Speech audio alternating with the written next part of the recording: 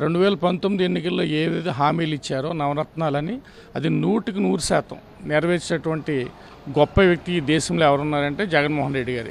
ఏ నాయకుడైనా సరే హామీలు ఇస్తారు కానీ నెరవేర్చరు. దానికి ఉదాహరణ చెప్పాలంటే చంద్రబాబు నాయుడు 14 నుంచి 2014లో ఎన్నికల్లో హామీలు ఇచ్చాడు. 2019 వరకు కూడా ఎంజాయ్ చేసి తన కులానికి సహాయం చేశాడు తప్ప అది ఎస్సీ ఎస్టీ బీసీ మైనార్టీకి సహాయం చేయలేదు. కానీ జగన్మోహన్ రెడ్డి గారు అధికారంలోకి వచ్చిన తర్వాత 100% హామీలు నిలబెట్టి నేను సిద్ధం అని చెప్పి ప్రజల్లోకి వెళ్తే ప్రజలందరూ కూడా స్వాగతించారు.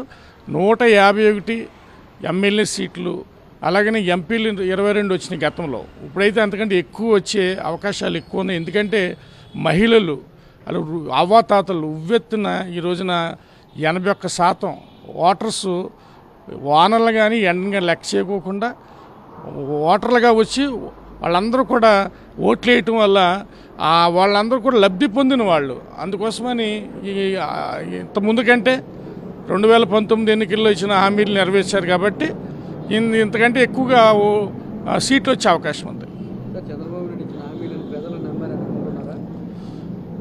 ఎవరూ నమ్మలేదండి. ఎందుకంటే 2014లో కూడా ఇంతకంటే ఎక్కువ హామీలు ఇచ్చాడు చంద్రబాబు నాయుడు. కానీ అవన్నీ కూడా నెరవేర్చలేదు. దానికి కారణం ఏంటంటే నిరుద్యోగ వృత్తి ఇస్తాడు 3000 ఇవ్వలేదు.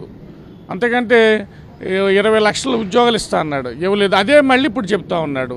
అంతేకాకుండా తల్లికి వందనం అని చెప్పేసి ఈ రోజున 15,000 ఇస్తానని చెప్తా ఉన్నాడు. అది కూడా నమ్మే పరిస్థితి లేదు. ఎందుకంటే గతంలో కూడా ఇలాంటి హామీలు ఇచ్చాడు. కాకుండా ఈ రోజున నేను అధికారంలోకి వస్తే ఆర్టీసీ బస్సు మహిళలు ఫ్రీగా ఇస్తానని చెప్తా ఉన్నాడు. ఇవన్నీ చూసి గతంలో చెప్పిన హామీలన్నీ నెరవేర్చలేదు కాబట్టి ఇప్పుడు కూడా ఇతను అలాగే అబద్ధాలు చెప్తున్నాడు అని చెప్పి ఎవరు నమ్మకోకుండా అందరూ కూడా ఉవ్వెత్తున వచ్చి వైఎస్ఆర్సీపీకే ఓట్లేశారని తెలియజేస్తా ఉన్నాను.